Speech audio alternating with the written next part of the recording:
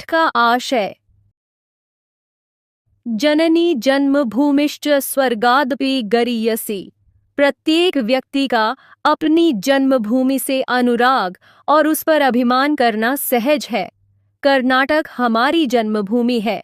यहाँ की प्राकृतिक सुषमा, साहित्यिक वैभव और ज्ञान विज्ञान क्षेत्र की प्रगति अपार है।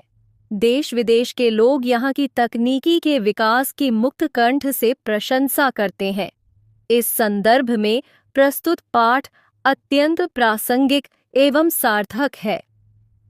प्रस्तुत निबंध द्वारा छात्र कर्नाटक के अतीत वैभव, वर्तमान प्रौद्योगिकी विकास तथा प्रकृति संपदा के साथ साथ इस राज्य के महान व्यक्तियों की साधना का परिचय प्राप्त करते हैं।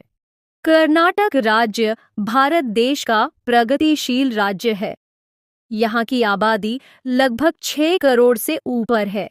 प्रकृति माता ने कर्नाटक राज्य को अपने हाथों से संवारकर सुंदर और समृद्ध बनाया है। कर्नाटक की प्राकृतिक सुषमा नयन मनोहर है। पश्चिम में विशाल अरबी समुद्र लहराता है।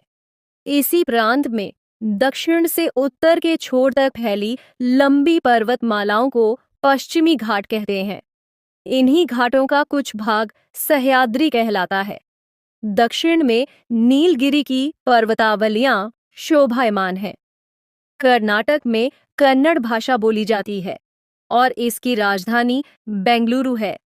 यहाँ देश विदेश के लोग आकर बस गए हैं। बेंगलुरु शिक्षा का ही नहीं बल्कि बड़े बड़े उद्योग धंधों का भी केंद्र है। यहाँ प्रसिद्ध भारतीय विज्ञान संस्थान HAL, HMT, ITI, BHEL, BEL जैसी बृहद संस्थाएं हैं। इसे सिलिकॉन सिटी भी कहा जाता है। Sir CV Raman, sir M Visvesvaraya, doctor CNR Rao, doctor Shakuntala Devi जैसे दिग्गजों ने वैज्ञानिक तथा प्रौद्योगिकी के क्षेत्र में नारायण मूर्ति ने अपनी महत्तर उपलब्धियों से कर्नाटक को विश्व पटल पर अंकित किया है। सन 2013 में डॉक्टर CNR राव को सर्वोच्च पुरस्कार भारत रत्न प्राप्त हुआ है।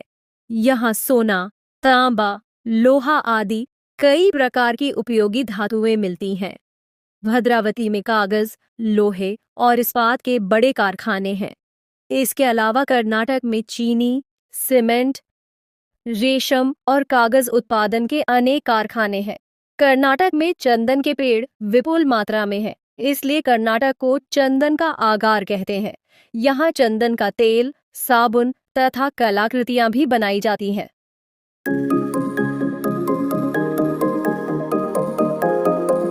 कर्नाटक में कावेरी, कृष्णा, तुंगभद्रा आदि अनेक नदियां बहती हैं। इन नदियों पर बांध बनाए गए हैं।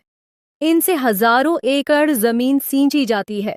इसके अलावा इन नदियों के जलाशयों की सहायता से ऊर्जा उत्पादन केंद्र भी स्थापित किए गए हैं।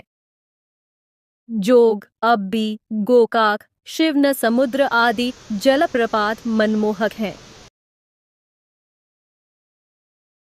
कर्नाटक राज्य की शिल्पकला अनोखी है।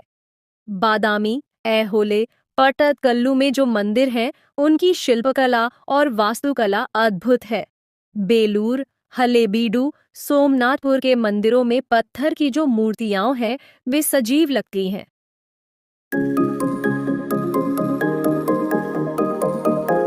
ये सुंदर मूर्तियां हमें रामायण, महाभारत, पुराणों की कहानियां सुनाती हैं। श्रवण बेलगोला में 57 फुट ऊंची गोमटेश्वर की एक शिला प्रतिमा है, जो दुनिया को त्याग और शांति का संदेश दे रही है। विजयपुरा के गोल गुंबज की व्हिस्परिंग गैलरी वास्तुकला का अद्वितीय दृष्टांत है। मैसूरू का राजमहल कर्नाटक के वैभव का प्रतीक है।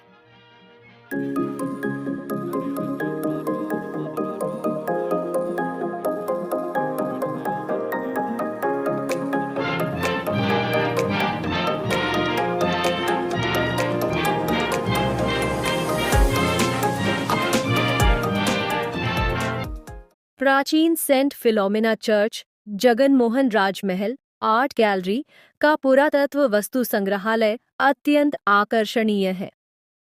गंग, कदंब, राष्ट्रकूट, चालुक्य, होयसल, ओडेयर आदि राजवंशजों ने तथा कृष्णदेवराय, मदकरिनायक, रानी अब्बक्का देवी, कित्तूरू चेन्नम्मा, टीपू सुल्तान, आदिल शाह जैसे शासकों ने कर्नाटक राज्य की श्रीवृद्धि में अपना महत्वपूर्ण योगदान दिया है। कर्नाटक के अनेक साहित्यकारों ने सारे संसार में कर्नाटक की कीर्ति फैलाई है। वचनकार बसवण्णा क्रांतिकारी समाज सुधारक थे।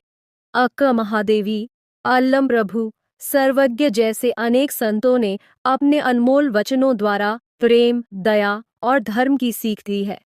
पुरंदरदास, कनकदास आदि भक्त कवियों ने भक्ति, नीति, सदाचार के गीत गाए हैं।